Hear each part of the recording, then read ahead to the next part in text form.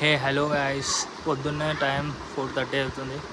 ఇది మా ఇంటికి వచ్చిన మా చెల్లెని పాల డబ్బాలు అడిగిన. పాల డబ్బాలు అంటే దాచుకుంటుంది.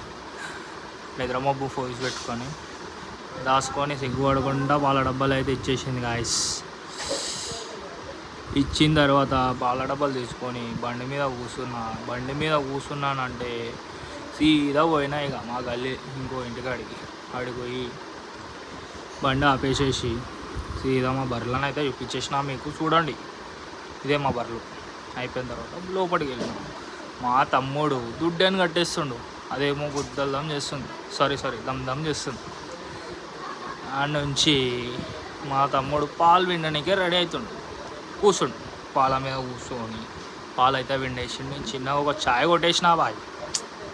ఛాయ్ అయిపోయిన తర్వాత ఇంకో కొంచెం ఛాయ్ ఉండే, ఆ ఛాయ్ పోసిన తర్వాత చల్లగా ఉంది ఛాయ్ అని చెప్పి జల్లెల్లా వేసేసి ఆడ నుంచి మా బర్రెలను అయితే చూపించేసి బాగా చెప్పేసేసి పాలు పోయడానికి బండి మీద రోడ్డు మీద వెళ్తున్నా గాయస్.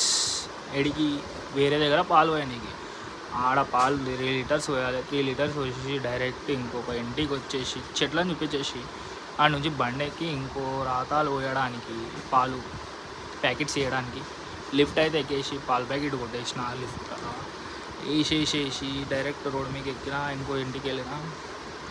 ఆడ నుంచి అంకుల్ అయితే చాలా హార్డ్ వర్కర్, ఆవులను మేపుతాడు, చాలా రోజుల నుంచి చదువుతుంది.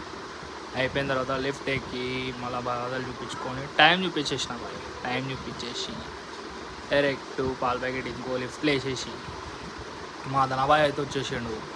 ఫోటో చూపిస్తుండు, బాడీ బిల్డర్ అంట.